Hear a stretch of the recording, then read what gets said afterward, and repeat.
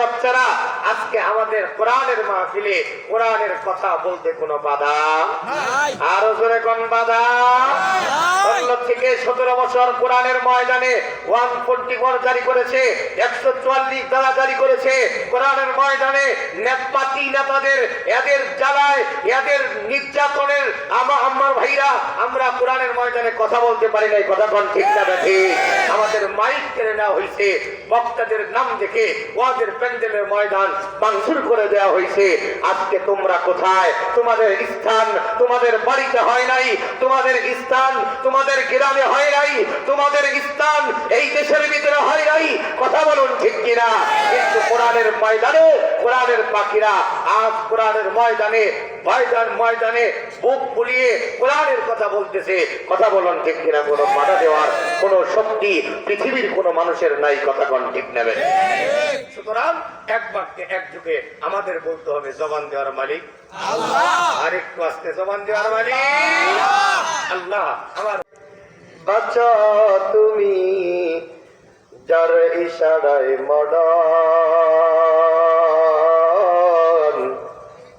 কর লাগিয়া কান্দা তুমি কর লাগিয়া হাসা মৌত কাফসিন কুল্লু নাফসিন শারিবুন কবর বাইদিন কুল্লু নাফসিন দাখিলুন লা ইলাহা লা ইলাহা যার দিলে আছে আল্লাহর ভয়, আল্লাহ আল্লাহ সব সময়। যার দিলে আছে মরণের ভয়, আল্লাহ আল্লাহ সব সময়। আহার নিদেরা ভালো লাগে না, আহার নিদেরা ভালো লাগে না, ভালো লাগে শুধু ইল্লাল্লাহ লা ইলাহা ইল্লাল্লাহ লা ইলাহা ইল্লাল্লাহ লা ইলাহা ইল্লাল্লাহ। থামেন থামেন থামেন থামেন। আপনাদের কি কালেমার সাথে কোনো দুশ্মনী আছে? কোন নাই তো? দুশ্মনী নাই? আওয়াজ তো মনে হয় মোটামুটি অনেক বেজার। আপনারা কি কষ্ট হয়েছেন আমি আসাতে? আমার সাথে দুশ্মনী থাকলেও থাকতে পারে, কিন্তু কালেমার সাথে তো কোনো দুশ্মনী চলে না। কথা বলুন ঠিক কিনা? আওয়াজ দিয়ে বলেন কথা ঠিক কিনা? আপনারা যেভাবে কালেমা পড়তেছেন, যে বেরাম মুরগি যাবা জিমায়, কথা কোন ঠিক না বেটি? মালিক ফুসকা দিলেও মুরগি নড়েও না সরেও না। কথা ঠিক না বেটি? কোরআনের মজলিসে ইমানদারের মতো, মধ্যে মুজাহিদের মতো, খাব্বাব আর খুবাইবের মতো আমাদেরকে মুজাহিদের মতো আওয়াজ দিতে হবে। কথা বলুন ঠিক কিনা? এখানে কোরআনের ময়দানে জিম পাড়ার মতো বেরাম মুরগির মতো বৈশা থাকার জন্য কোরআনের মজলিস না। কথা কোন ঠিক কিনা? কোরআনের মজলিসে কোরআনের বান্দাগুলো, আল্লাহর বান্দাগুলো তরতাজা হয়ে কোরআন শুনে ঈমানকে চিন্তা করে আওয়াজকে উচ্চ করে কথা বলতে হবে। কথা বলুন ঠিক কিনা? বেরাম মুরগির মতো জিমাইলে আপনারা যেভাবে কালেমা পড়তেছেন, মনে হয় কালেমার সাথে আপনাদের দুশ্মনী আছে।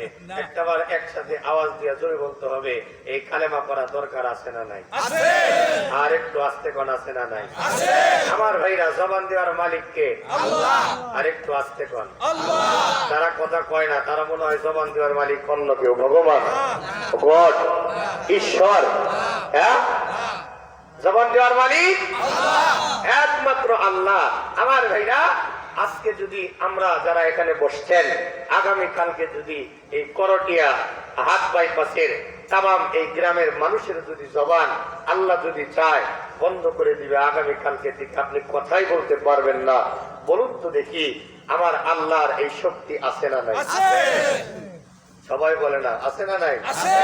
দুই একজন বলে, আপনি হুজুর আমরা আজকে জবান আর বের করছি না, আমরা বসছি, আপনারা টাকা দিয়ে আনছি, আপনি বলবেন আমরা শুনবো। এমন শ্রোতা বাংলাদেশে আছে না নাই? এই ধরে বলতে হবে, আছে না নাই? মালিককে এই আল্লাহ জবান বন্ধ করার ক্ষমতা আছে না নাই? আছে। কিন্তু আমার তো মনে হয় মোটামুটি আল্লাহর এই করটিয়া বাইপাস, টাঙ্গাইল, ঢাকা, গুলিস্তান, বাংলাদেশের মানুষের জবান বন্ধ করতে মোটামুটি একদিন তো সময় লাগবে। 1 ঘন্টা আল্লাহ ডাকতে বললেন ইন্নামা আমরুহু ইযা আরাদা শাইআন আন ইয়াকুলা লাহু কুন ফায়াকুন।